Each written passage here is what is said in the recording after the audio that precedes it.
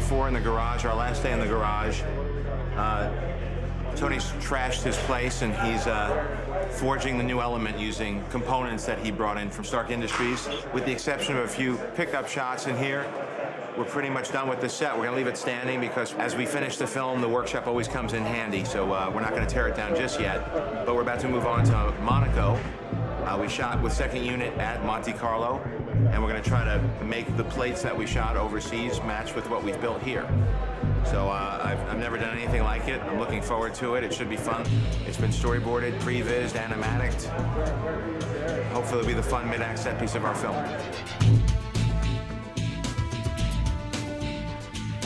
It's important to us to showcase that Tony Stark, that Iron Man, is a global hero. He's a jet setter, so the idea of shooting in Monaco and the idea of actually shooting in Monaco during the historic Grand Prix was very exciting. And action! Et que quand on fasse le plan avec la Silverado, je laisserai bloquer. Monaco, to me, encapsulates all of Tony's worldly endeavors and also a passion of his, which is racing. The historic race of Monaco has the best of the Formula One cars. The cars all have about 500 horsepower, driven by the owner-drivers who are Tony Stark type of characters with a fairly high level of wealth. Hi, I am Happy Hogan. I'm happy to be in Monaco. Hello, I am Pepper Potts. Here we are in Monaco.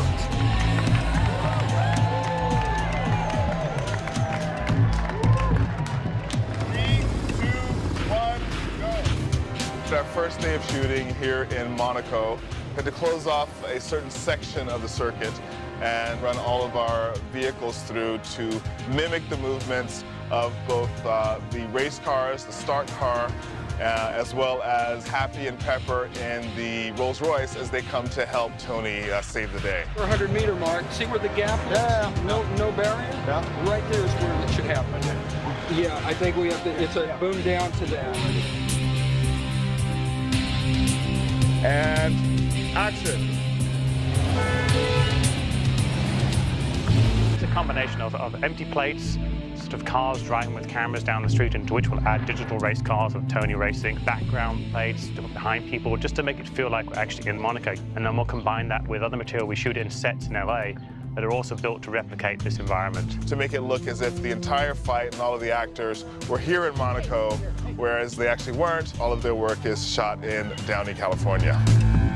When you're recreating a race, how do you get around all these logistics? The race cars are very temperamental. You can only start them up once. It takes 12 people to start it up. There's a team that runs the car. So we built a section of the track that we could use as a foreground where we could actually flip cars and have explosions and have people in the stands and direct, because that wouldn't have really been possible.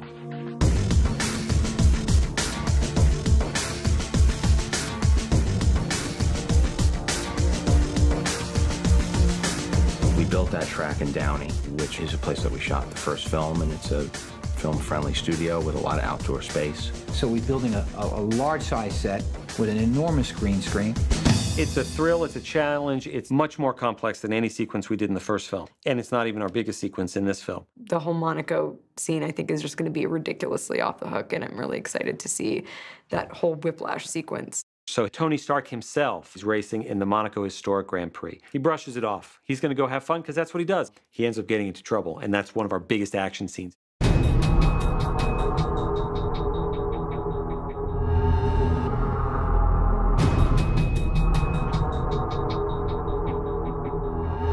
We premiere Whiplash in the first version of his suit.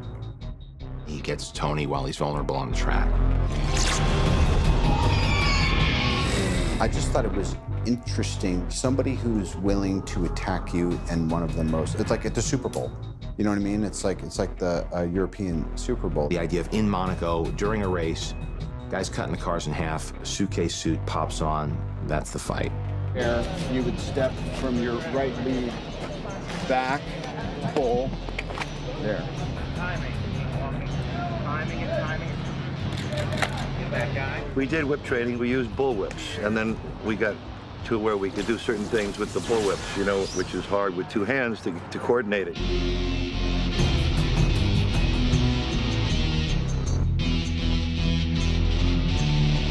grabs him by the neck and the arm. Yeah. By the neck and the arm, grabs around, pulls up, and then we'll pick the proper trajectory and animation. Because it's an action movie, it was something that was very challenging to do, and that was part of the appeal to me. It was, you know, Mickey and I and stunt guys and John and all these big things set up and hanging upside down.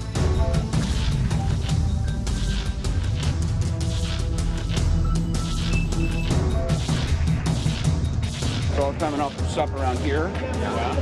And I'll do that. You're not in the scene! Back it up, John! Back it up! You're on my balls, man! You're killing me! Yeah, back it up!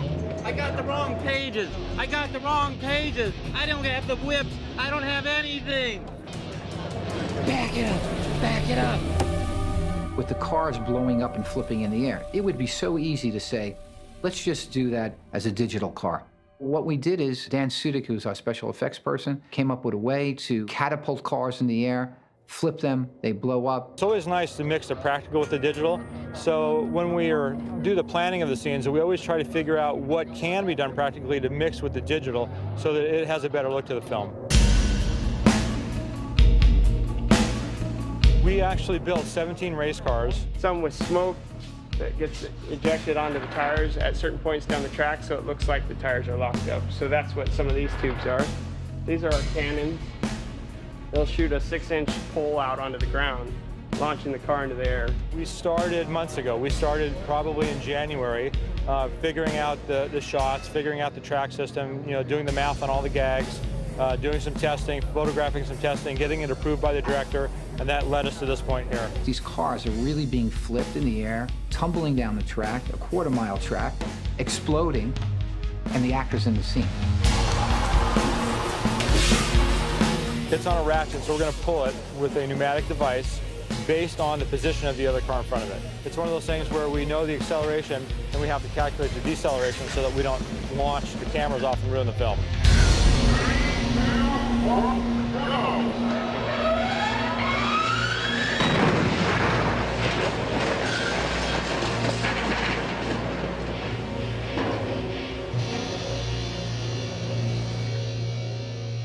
Thanks so much,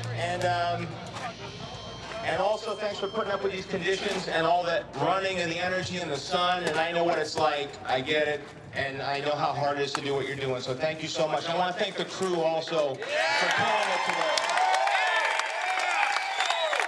We did for skipping lunch and plowing through this and doing 2 days of work in one day, and enjoy your weekend.